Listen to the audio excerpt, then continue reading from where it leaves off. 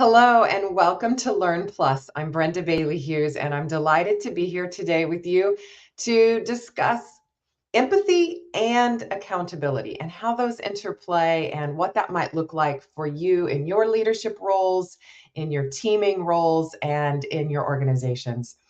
Our guest is Ed Batista. I'll be introducing him to you in just a moment. But as we get rolling, I would love to know, and I'm sure Ed and Shelby in the background as well, would be so curious to see where you're calling in from today. Great. Hi, Kennedy. So glad that you're here. Where are you from? And I think it would also help Ed and I to know what industry or field you're in. And that will help us better understand the kinds of empathy and accountability situations that you're facing. So, are you in marketing? Are you in operations? Are you in tech? Are you in healthcare? Are you in education like I am? We're really curious to know more about you. And Shelby's from Tennessee. That's great. And I know she's in education because she's the producer for me in a lot of these LinkedIn lives that you're with. That's great. Welcome, Stacy. Canada's representatives in the house. That's awesome. As you're sort of logging in and telling us where you're from and where you're calling in from today, and what field. Thank you, Wildwood, Florida, and healthcare. That's great. Renewable energy. Stacy, welcome. Glad you're here. I wanted to tell you how I came to know about Ed and his work and play with this concept. So I have long taught about empathy. I teach emotional intelligence, a lot of communication skills, and empathy is one of my research interests and is just a pillar under all of that related to emotional intelligence and communication. So I've been thinking about, writing about empathy for many years. And one of the recurring themes were these questions or almost pushback when I was working with different clients or teaching different workshops. People would say, yeah, the empathy sounds great. But at the end of the day, Brenda, I got a shop to run. I've got a business to run. I've got results to meet. So there was always this sort of inherent tension between the relational empathy piece and the results sort of accountability piece. And so, in talking to one of my colleagues about this push pull that I felt around these two dimensions, my colleague Ray Luther at the Kelley School of Business, where we teach, said, I think you need to read Ed Batista. And so he connected me to Ed's work, and I started just digging into Ed's great blogs that I hope some of you read as follow up as well. And he did this really fascinating thought piece around empathy and accountability.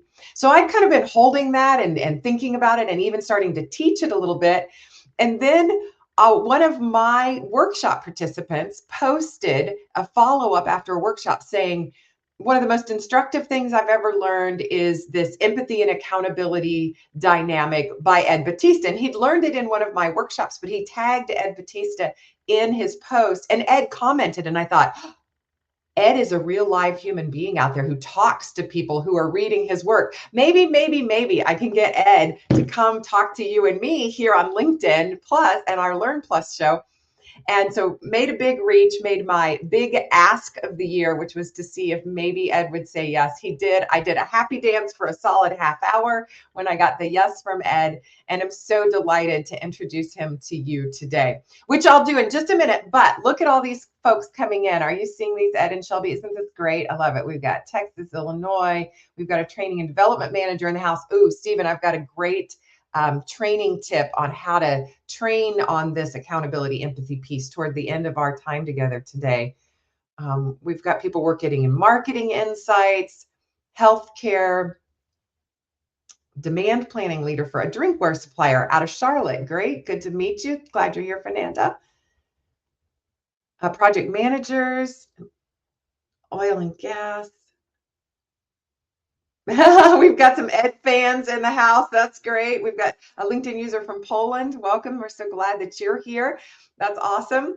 I want to pull up a poll for you just so that Ed and I have a sense. I know you don't even know what these terms are specifically, but just in your own experience, would you say that your leadership strength, when you're on a team, when you're leading others, do you think that you're better at communicating, demonstrating empathy?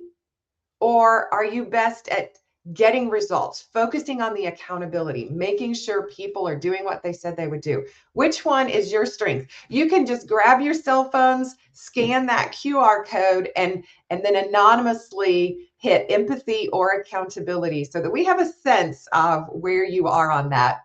If the QR code, for whatever reason, doesn't work for you, you can always type in slido.com and that number that's listed here on the screen, and that will give you a sense or give you access to this slide as well. So which one do you think is your leadership strength?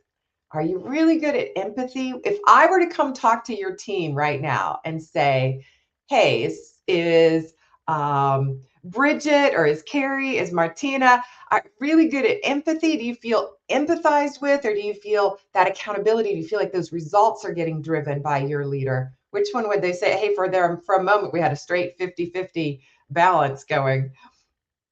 Empathy had been edging it out. Now accountability is winning a little bit. We'll let this roll for just another few minutes here, another few seconds. So if you haven't had a chance, welcome. A couple from Brussels, India now is in the room. Great. Ashok, it's to be a balance. Okay, you're a step ahead of us. You know where we're going with this. More from India. Great to see all of you. Hospitality, front office operations. I'm glad that the LinkedIn courses have been helpful, Carrie. That's great. And you're calling in from Utah. Wonderful. Thanks for representing. Ed's from the West Coast too. So you early morning folks are amazing to me. More from Florida. Welcome to all. All right.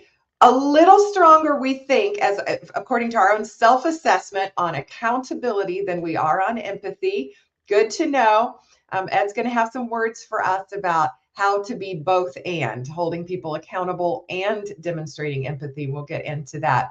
So Ed Batista, I've told you that I'm reading his blogs, that I'm loving the writing and the think pieces that he's doing.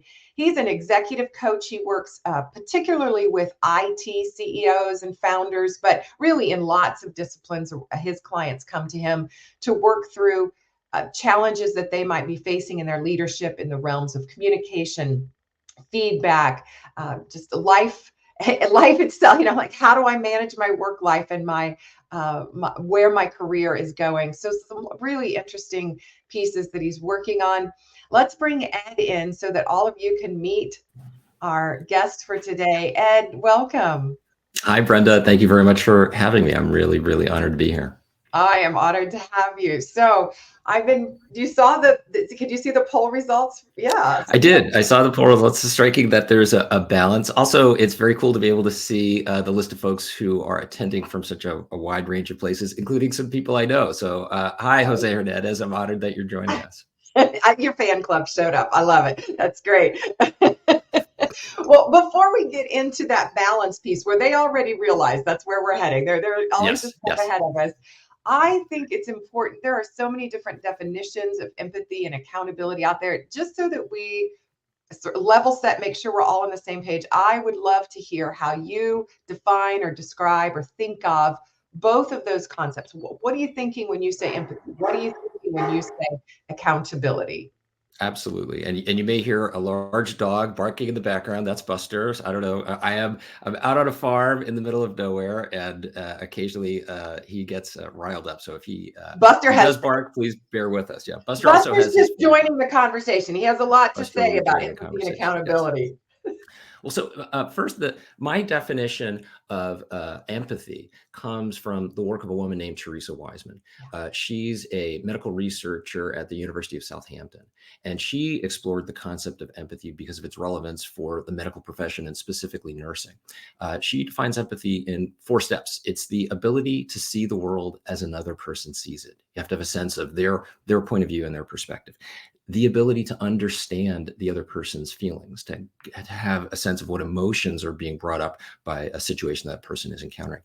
The ability to suspend judgment, because of course we have a lot of feelings about another person's feelings. We think they are or are not justified. And then finally, the ability to communicate all of this understanding. You can't just be thinking about all of this. You actually have to be able to express it to another person in a way that they both understand and feel. So that's my basic definition of empathy. Accountability is simply a function of management, which is kind of out of favor in some quarters these days. I think it's very easy for us to sort of think of management. Oh, it's micromanagement. I don't want to be managed. Well, no, management need not be micromanagement. Management is simply mutually determining who is going to do what by when, and to a certain standard of quality, with periodic check-ins to determine progress.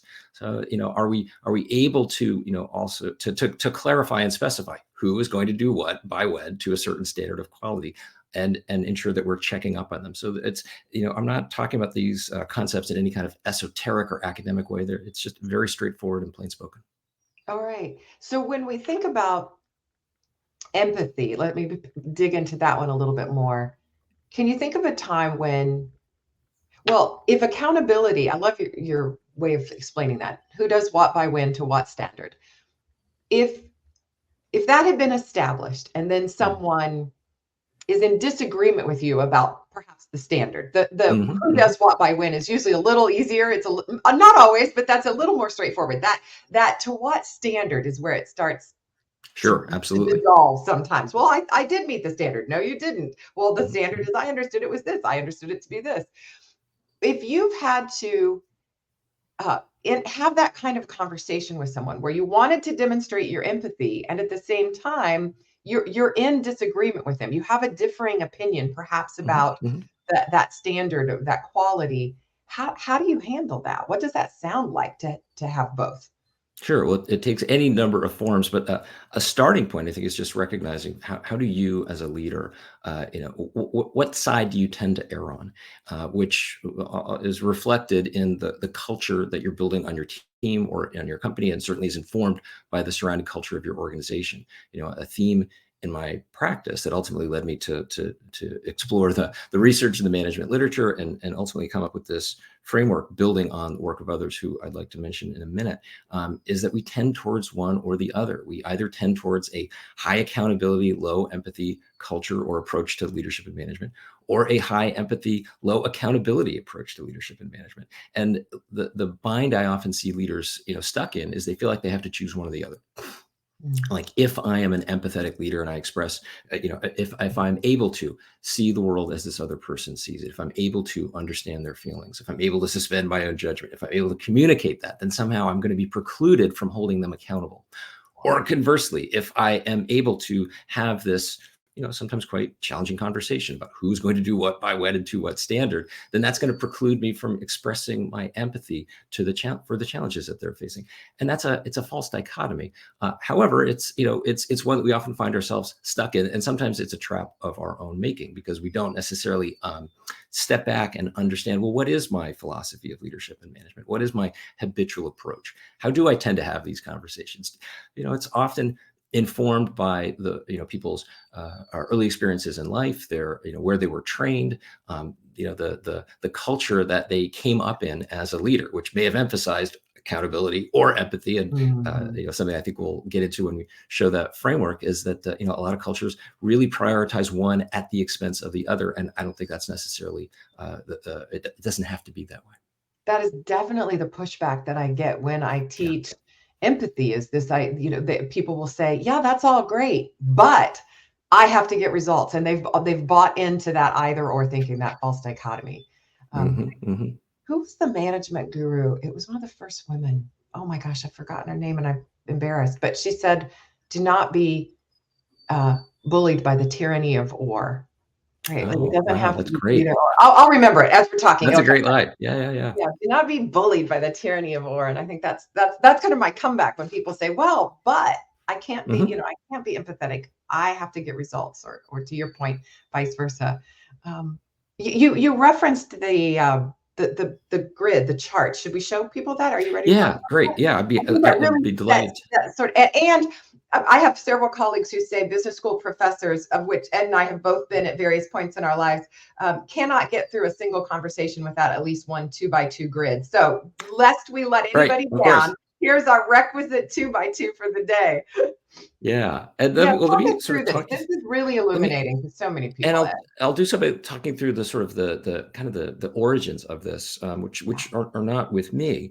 So I was a history major as an undergrad, And then some years later in business school, I was delighted to discover that there's this really rich history of organizational life in the management literature. So when I recognized this pattern in my clients' lives and in the cultures of their organizations, that they tend towards a high accountability or high empathy culture, my first impulse was to go back into the management literature and see what I could discover. And a really key figure in contemporary management is a guy named Douglas McGregor. He was this legendary professor at MIT back in the 1940s, 1950s. And one of his main ideas is that our conventional approach to management, which he called Theory X, it rests on this set of assumptions about human beings, that human beings are basically, don't want to work, are kind of untrustworthy, and can't be counted upon to take responsibility for themselves. And so employees have to be, induced to take ownership and perform. And his big one of the corollaries to this idea, to Theory X, is that it comes in two different flavors. There's the hard Theory X, in which essentially employees are policed or punished for failing to perform. And there's what McGregor called the soft Theory X, in which employees are induced and bribed with lots of goodies and perks, and management crosses its fingers and hopes employees perform. And McGregor said, well, there's a whole different set of assumptions that we can make about human beings. We don't have to assume that they are resistant to responsibility, don't want to take ownership. We can actually trust in the right circumstances, in the right culture, that people want to take responsibility, that people want to take ownership and perform. Another pair of figures who were really important at this time in the mid-20th century, there's a woman named Jane Mouton. She was a psychology student at the University of Texas Business School, and she studied under a guy named Roger Blake, and then came back and became a colleague of his. And Jane Mouton and Roger Blake formed this very long-lasting professional partnership. They came up with this idea, building on Douglas McGregor's concepts, that led to this grid. So Shelby, could you put the grid back up again for a second? I want folks to be able to look at it while I talk through this. So what Jane Mouton and Roger Blake basically identified is that Douglas McGregor's concept of Theory X in the hard and soft versions can be represented graphically, and that's exactly what I'm showing here. The Mouton-Blake managerial grid was this concept that Jane Mouton and Roger Blake developed in the 1950s, led them to become essentially world famous consultants. They left Texas and formed a consulting firm. In 1964, the Mouton-Blake managerial grid was published in the Harvard Business Review, and that's when I discovered this graph, I was like, oh wow, holy cow! This is something that would be really useful for my clients and in my coaching practice. And so I've modified their terminology a little bit. What they called concern with production, I'm calling accountability, and they described what I call bootcamp as a produce or perish culture. They call what I'm calling empathy, they called concern with people. And what I'm calling daycare, they called a country club, which I think is a bit of an outdated term. So I did flip the axes to conform with some other work I was doing. But I'm building on the work of these really three giants from management: Douglas McGregor, Jane Mouton, and Roger Blake. And when I show this to clients, there's often a big aha, this recognition of like, oh, right, we are in a boot camp.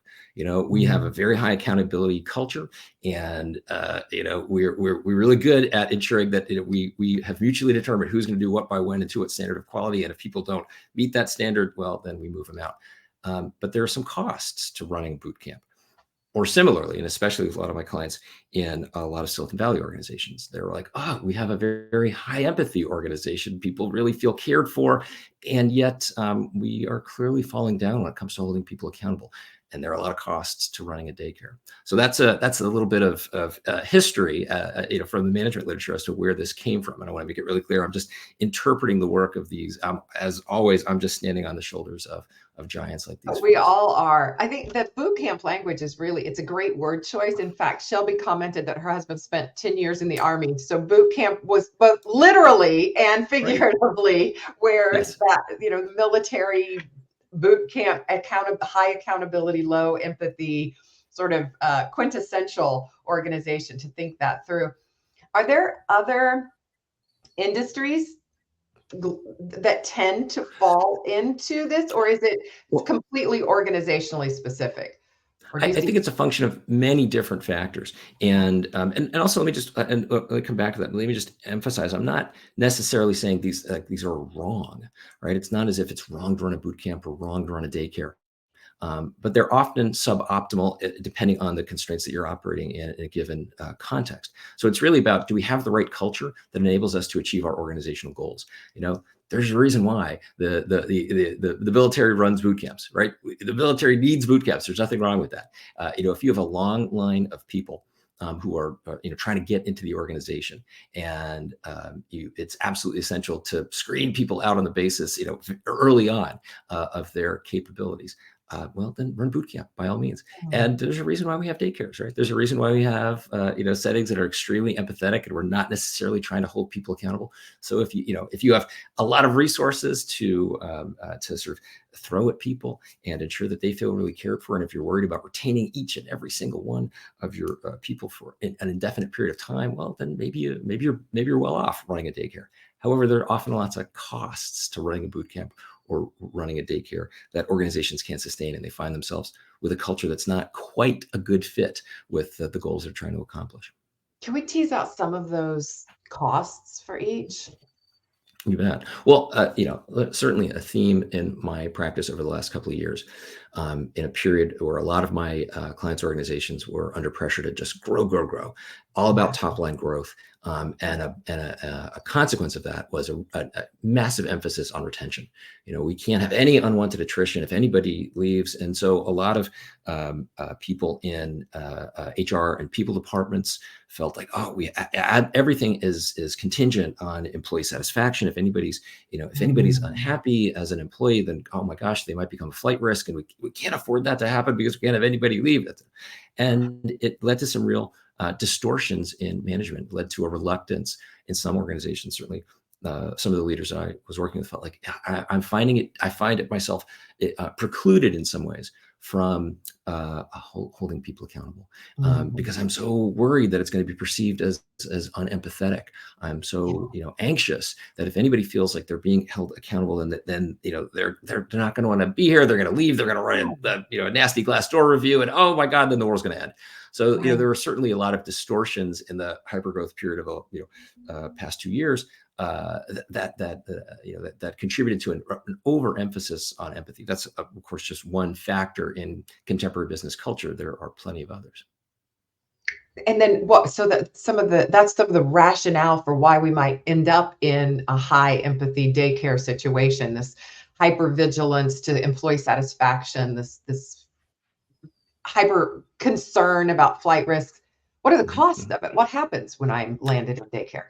Yeah, well, when we don't hold people accountable, they aren't necessarily accountable, right? I mean, a real theme, a consistent theme in my practice is how do we guarantee higher performance? Because even if we've got the resources to run a daycare for a period of time, those resources are probably finite. And where I see leaders really struggle is then they kind of revert. They feel like, oh, I can no longer be empathetic. I got to get tough. How do I get tough with people? And they basically are thinking, well, I guess I have to run a boot camp. This speaks to Brenda. This speaks to what was it? The tyranny of the or. Yeah, the tyranny of or. Yeah, being bullied by the tyranny of or. Yeah. Right. And so I think leaders essentially give themselves an either or choice. Oh, I have to kind of get tough and hold people accountable. And as a consequence, I'm going to change a lot of the ways I manage. I'm going to change the ways I conduct one-on-ones. I'm going to change the way I speak to people. I'm not going to care about people's feelings. Well, okay, if that works for you, but there are also costs to running a boot camp. It could be a scary environment. Yeah. And Andy Grove, one of the leaders of Intel back in the day, and a really pioneering management thinker, in his work, he talks about the right kind of fear. He talks about there are different kinds of fears in an organization. He says that the thing you cannot have is the fear of speaking up. If people are scared of speaking up, then suddenly information stops coming from the periphery of the organization to the center, and management doesn't really know what's going on. If an employee or a manager is concerned, hey, if I share some bad news, I'm going to get punished. then the culture dies. Now, he does go on to say, hey, the fear of losing is healthy. So cultivate a fear of losing. But what happens in a boot camp? There's often a fear of speaking up. Oh gosh, if I share bad news, if I offer some resistance to management, I'm going to be out. So it's it's not only a false dichotomy, it's a very counterproductive dichotomy. And again, I'm not saying you should never run a boot camp or never run a daycare. The question is, does that culture really suit the resources at your disposal and the goals you're trying to accomplish? And the situation, I love that you framed it as situational, that there are some situations where maybe boot camp is the right call. Some situations where maybe daycare is is nightmare ever the right call? I can't imagine. I think that's why you named it that. I don't think so. I can't, as I say in some of the writing, if you find yourself there, take your best people and get out, because it's probably not a good situation for anybody. Yeah, that's so true. So it's somewhat situational, not ruling out either, but recognizing costs of either. We haven't even talked about that. The other space, though, there's a fourth quadrant that we haven't looked at. That's probably the one that we're most concerned about. So actually, Shelby, do we want to move to the next slide, or you want to talk about paradise first and then where people land? Let's talk about paradise. And I use that word very deliberately. Now, if we go back to Jane Mouton and Roger Blake's work, they kind of view this as like maximum concern for production and concern for people, which sounds a little dry. I'm calling it paradise in part because I want to emphasize this is really hard to get to. It's hard to get to paradise, right? There's no easy path. There's no easy way to go there. Douglas McGregor, whose work lies at the root of this graph, his alternative to theory X, which he called theory Y. He also, sadly, because he died a relatively young man, he never fully articulated just exactly how we accomplish theory Y. How do we put it into practice? So it's not like there's any playbook that the management experts are withholding from leaders, or that I've got some formula. How do you get to paradise? But we can try. We can strive for it. And actually, Shelby, you could put up the other slide here. This is where most people find themselves, right? That I don't want to. Yes, Brenda, you're absolutely right. Anybody associated with a business school loves a 2x2, but to be realistic, most organizations kind of find themselves in this sort of muddy middle. It's not as if we find ourselves in extreme high accountability, low empathy, extreme high empathy, low accountability. We find ourselves in a kind of muddied middle, and yet, simply by having the aspiration to do both, to be better at both, to be better at conveying empathy and taking an empathetic stance toward employees and their concerns, while simultaneously holding them accountable, I think we can take some steps toward paradise. It's by no means, again, there's no simple playbook, but it certainly is critical for leaders to be able to understand, what is the culture that I'm operating in? What are my tendencies as a leader, and how are my personal tendencies contributing to the culture that we're operating in? And so, what steps can I take toward actually evoking and creating a high accountability, high empathy culture? I mean, it's not impossible, but it certainly starts with a degree of self-awareness and an understanding of the culture that you're operating in at the moment. I do want to dig in more to what paradise might look like, especially since there is no playbook. But I'm curious about Martina's question here.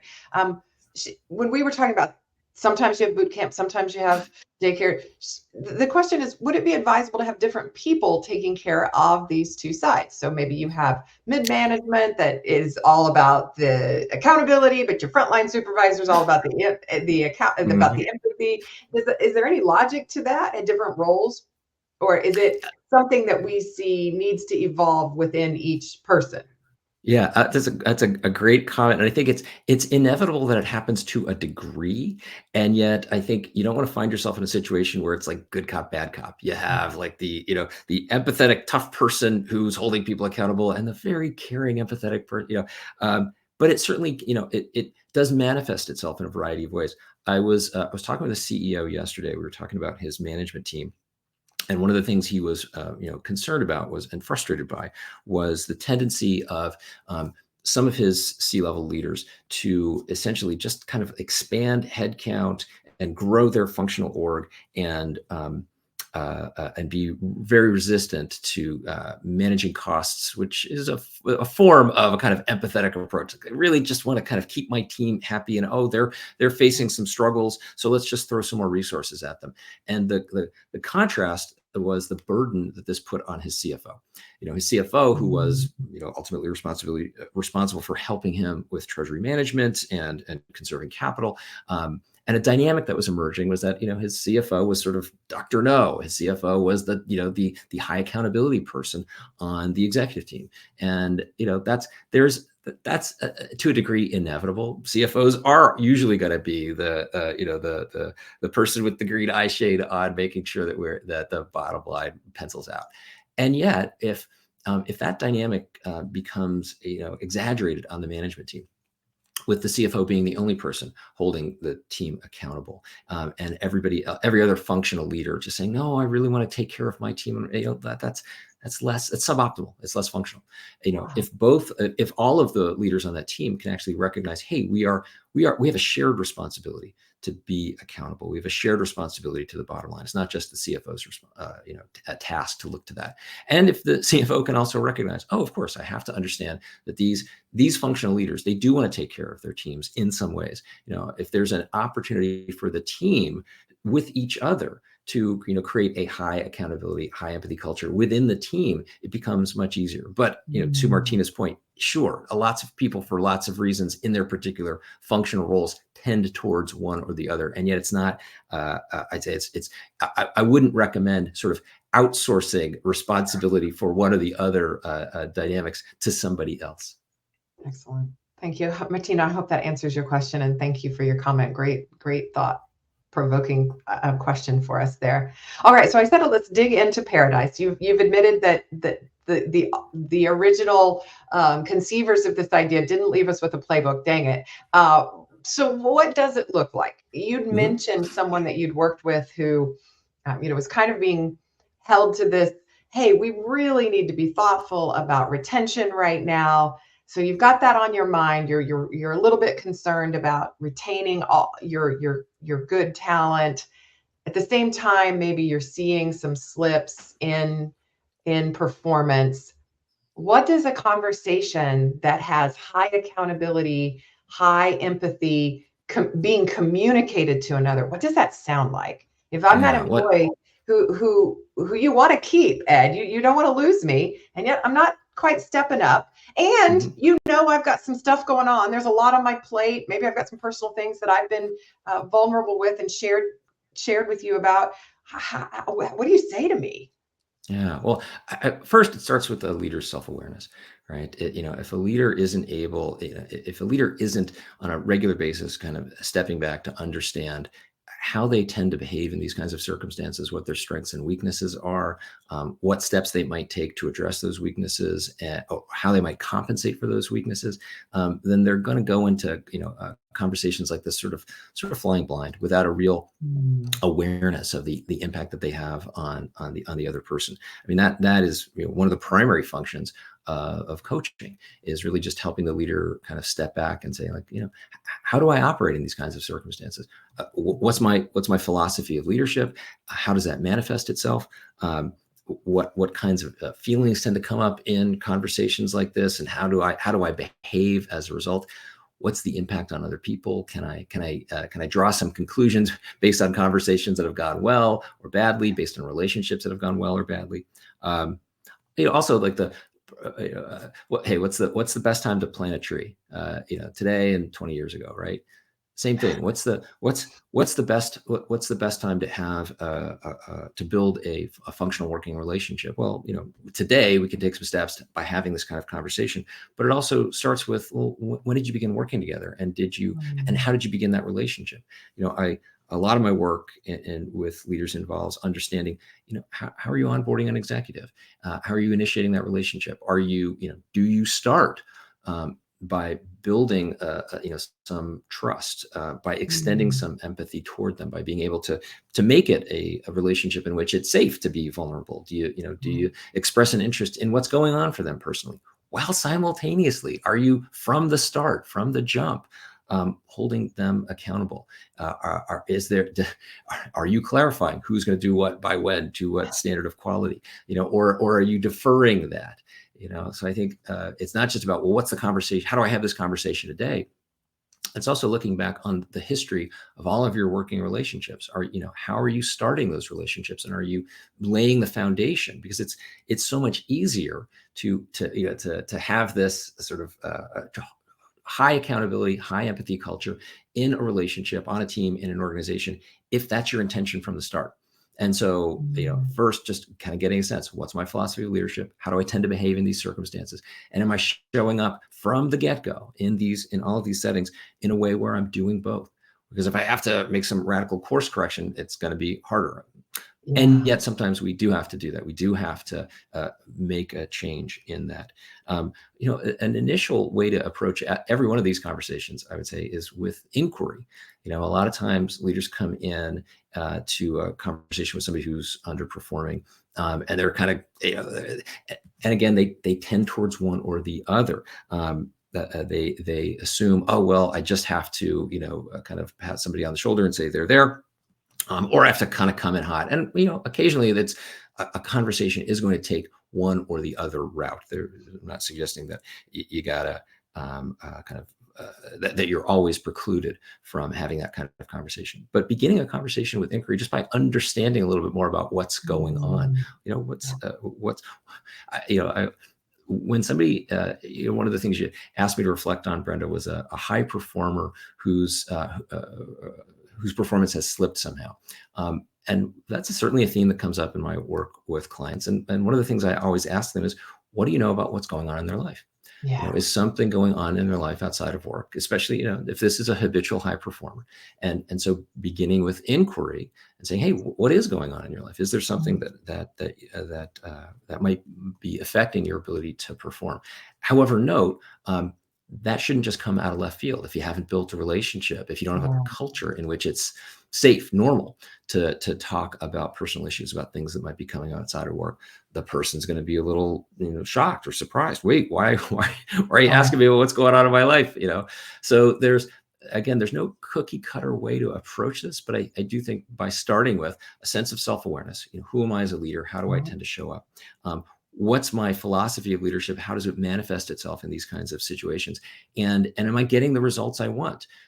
Because in some cases, like maybe I'm holding people accountable and boy, we've got results, but oh, wow, people seem a little anxious around me, or I lose some people because they don't necessarily feel like I'm interested in their personal growth and development. Or conversely, wow, I've got such warm relationships with people. Everybody appreciates, how much I care for them as a leader. And yet, our results are habitually, disappointing. I think just starting with what's your approach to leadership and how is it showing up in either of those ways? That's great. Thank you. We've got a couple of questions. I mean, kind of getting to paradise in itself is a big challenge. Yes. How do you reach this level? By looking into account? Yep. And it's phenomenal to watch it.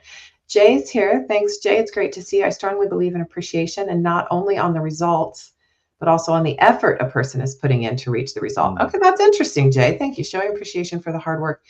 And Jay works in a chemistry, I think, field, if I remember right. Showing appreciation for the hard work a person can increase empathy and strongly motivates a person. It's difficult to explain the concept. No, you're fine, Jay. We love long comments. I think that's I really appreciate that comment, Jay, in part because that actually reminds me of the work of a woman named Carol Dweck at Stanford, who's known for her concept of a growth mindset. That it's important, I think, be a little circumspect about this research. When Dweck's research kind of sort of hit the market, there was this huge excitement about its potential to actually offer sort of very low cost interventions to improve kids' performance in schools. And not all of that is penciling out. However, I don't think we should throw that research out.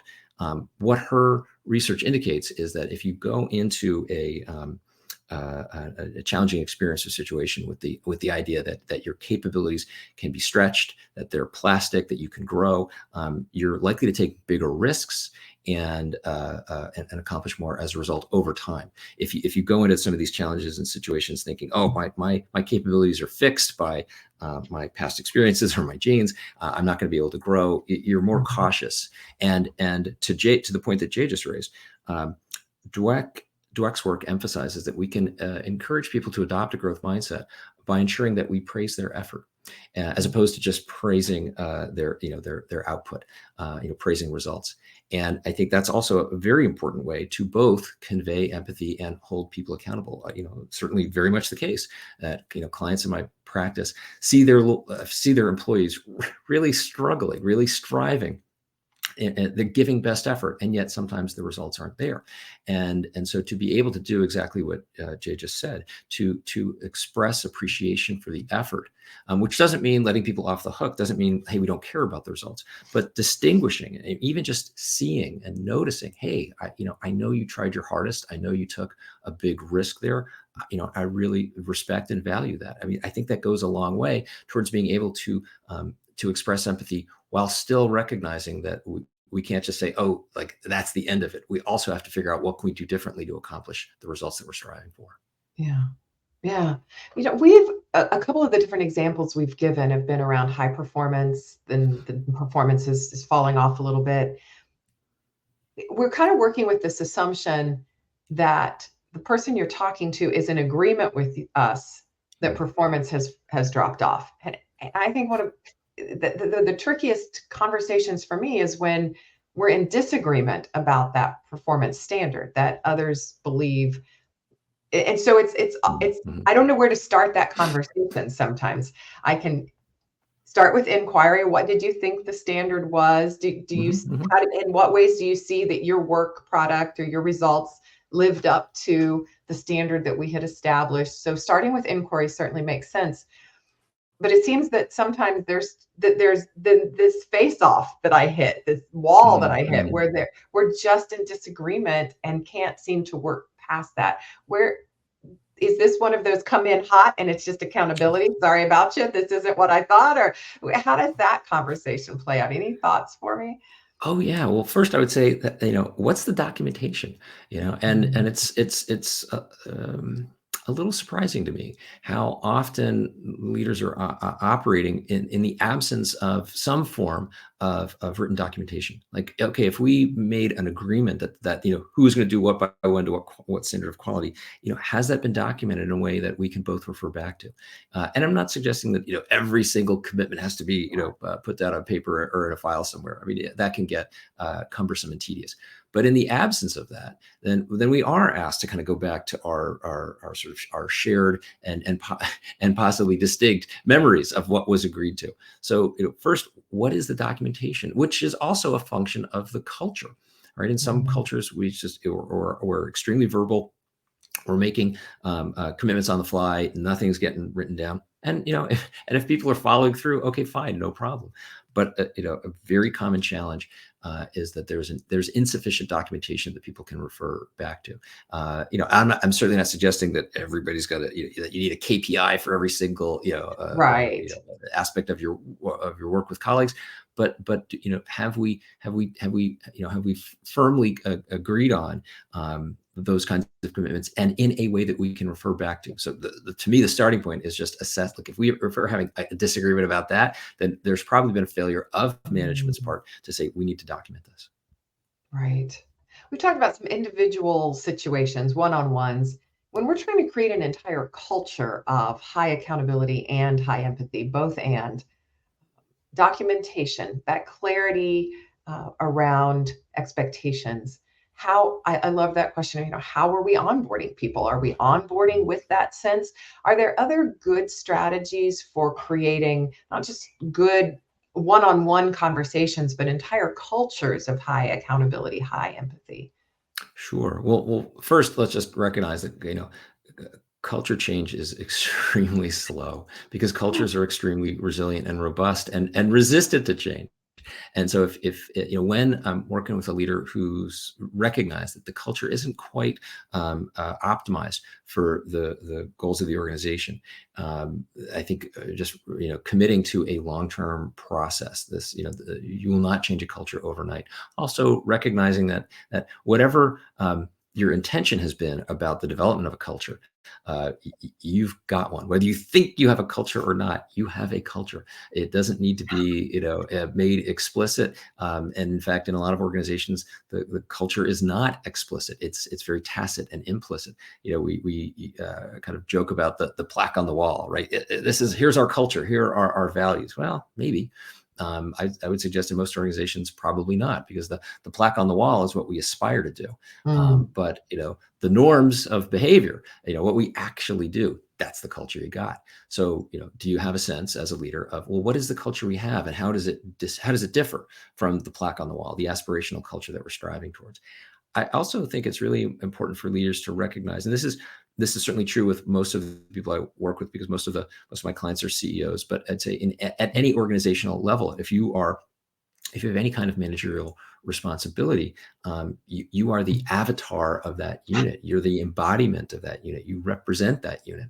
A critical function that leaders play, from my perspective, is symbolic. Leaders don't just make decisions and allocate resources. Leaders embody the organization or the unit that they're leading, which means you have a pretty heavy responsibility to walk the talk.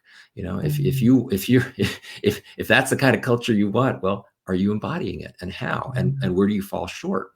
I talk with leaders a lot about sort of 3 levers at their disposal: one-on-ones, when the full team is together, and any sort of async all hands communication. And so looking at, like, in your one-on-one, if you want to both hold people accountable and express empathy, how are you doing that in each and every one-on-one conversation? At the team level, when your management team is together, how are you both holding the team accountable while simultaneously expressing empathy? What does that look like in an all hands communication? And also, let me add, all that stuff's exhausting, right? It's very tiring for a leader to have to recognize, oh, right, I got to walk the talk all the time. Which is another, a useful function that coaching can serve. Is it's a safe space in which they can kind of take off the mantle of leadership. They don't have to walk the talk, and it can be a source of relief to kind of show up and just be. But I think a critical responsibility for any leader who wants to impact a culture is to ask themselves, look in the mirror and say, how am I embodying this culture in each and every interaction? If you're in an organization, if you're a leader, and you're striving, you're aspirational, your plaque on the wall is both and high accountability, high empathy. What would be from some of the first signs the warning signs that you were dropping into daycare, or that you were dropping into that boot camp? Situationally, neither one is what you want at the moment. You want paradise. What would be the warning signs, and what would be some of the first action you would take to counter that trend toward daycare, or that trend toward boot camp? Yeah, great question. Well, a starting point for me is understanding what is your relationship with your people function or your HR function. I work with a lot of leaders of organizations that are in the kind of mid-stage process of growth. They are, they're a couple hundred employees, and they've raised a meaningful amount of money, but they're not some massive enterprise yet. So I work with a lot of people at that kind of mid-stage, and in that context, HR is usually basically just like a compliance and administration function. They're just making sure that people have their insurance and they're getting paid. And, so they don't necessarily have a chief people officer. They may have like a kind of an HR director. But the dilemma is that at that point, when you get above a certain threshold, above a certain number, and there's no fixed number, but I don't know, let's just say, if you got 100 people, then as a leader of an organization of that size, there's a whole bunch of information about how people feel about their work and how they're performing that you don't have access to if your HR function is strictly focused on compliance and administration. Yeah. So at a certain point, you got to make the shift to, I should say, I think you're well served as a leader to making the shift to thinking of people as not merely a compliance and administration function, but as a strategic function. And I'm not saying everybody should go out and hire a chief people officer, not necessarily, but do you have, if you in the absence of a strategic people function, you don't have access to the kind of information that provides a leader with that early warning data. And some of this is very data driven. Having a strategic people function enables a leader of a growing organization to have a lot more data at their disposal about just the state of affairs. How are people doing? And it's not simply about engagement. We talk a lot about employee engagement these days, and often that gets boiled down into like a net promoter score, which I personally think is kind of it's useful in some ways, but it treats employees as consumers, and employees aren't consumers. So when people, I talk to a lot of people like, oh, I'm worried about the NPS data in this particular function. Okay, like let's view that. Like that may be the kind of early warning signal that tells you, something's going on here. We need to lean in. But again, a dilemma is that sometimes that can result in, well, let's just pour on the empathy. People are unhappy, and that may or may not be the solution. Yeah. I noticed that Professor Alexander had commented, could you relate this to higher educational context? I think what Ed just said, that when we start treating students like consumers, we're in a dangerous territory. And I don't know how to, when that mindset creep happens in your educational institution, it is so hard then to balance empathy and accountability. It's so easy to slide into daycare with our students. And then I think, Jacob, when you think about faculty relationships in terms of accountability and empathy, I feel like there's this sort of, we throw up our hands and we say, well, because of tenure, we can't hold people accountable. And I think we need to pull back from that and look at all the ways in which accountability exists. And it's not, accountability doesn't mean, hey, I can fire you. There are 2,000, 20,000. There's an infinite number of ways to hold one another accountable in organizations, especially when you're thinking about that team accountability that Ed mentioned, and really working to have the team hold one another accountable. It doesn't matter if I'm tenured, non-tenured, tenured track. I think that this paradise is still a goal we can strive for in higher ed, for sure. Ed, do you have any thoughts on higher ed? I know you've spent time in this world too. I did, yeah, and I always had sort of one foot in academia, and with my emphasis being on my private practice. But I certainly see that particular challenge that administrators really care about student reviews, and so faculty feel some obligation to just sort of again treat students like consumers, and I don't think that's the appropriate relationship. A high student NPS doesn't necessarily mean that learning was had. It just means that people are happy in some way, and is that necessarily the goal?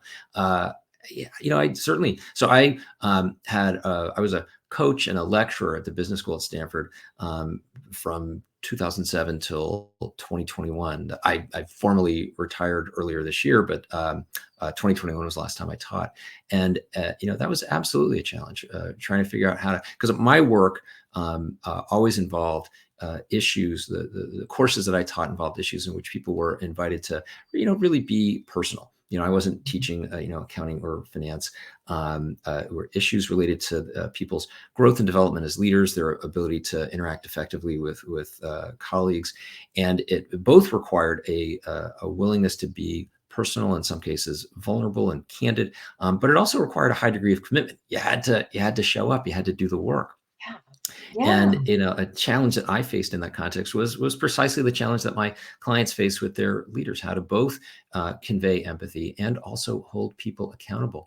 I learned a memory that stands out, that I was erring on the side of accountability in one particular way. So I would always request a classroom at the business school that was up on the sort of third floor of this building off on the side of campus, because it was a large space that I liked, but it meant that it took students a little bit of extra time to get there.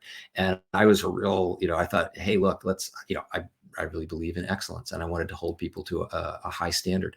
And so I wanted to begin class on time. And I would, as I noticed that people were arriving late, I would stick my head out the door and look at people who were kind of filtering in a few minutes late. They would kind of run down the hall.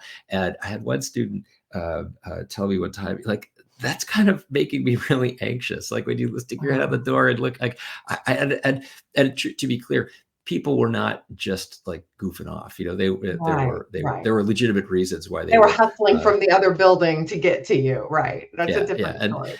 And so I realized, this is actually I'm overdoing it on the accountability piece. I'm being demanding in ways that actually lead people to kind of arrive at class breathless. If going Mm, back to sort of Douglas McGregor's concept of theory Y, I know that the people in this class are highly motivated. I know that they're giving their best effort. If somebody's running late, something happened that was unavoidable. It's not like people are goofing off, strolling in, with their big coffee mug. And so I decided to back off and create an environment instead where, rather than, looking at people sternly down the hallway and glaring at them for being late, I created an environment that people would want to be on time and would be highly motivated to be on time because we would start class right on time with an engaging activity. And yeah, so it was easy to recognize that, hey, I had to find the right balance in my classroom as a teacher. So I think this whole model, this whole framework is very applicable to the teaching relationship. absolutely. Thank you. So let's see. We've covered a lot of ground. I promised someone, shoot, that might have been Michael that I promised a training tip, and I think he's signed off, but maybe he can come back and listen to the end at another time. I love scenario-based learning. And I think one of the things to help leaders and teammates in your organization think through this concept of high accountability, high empathy might be to give a variety of scenarios that are very realistic to your organization and then say, what would daycare look like?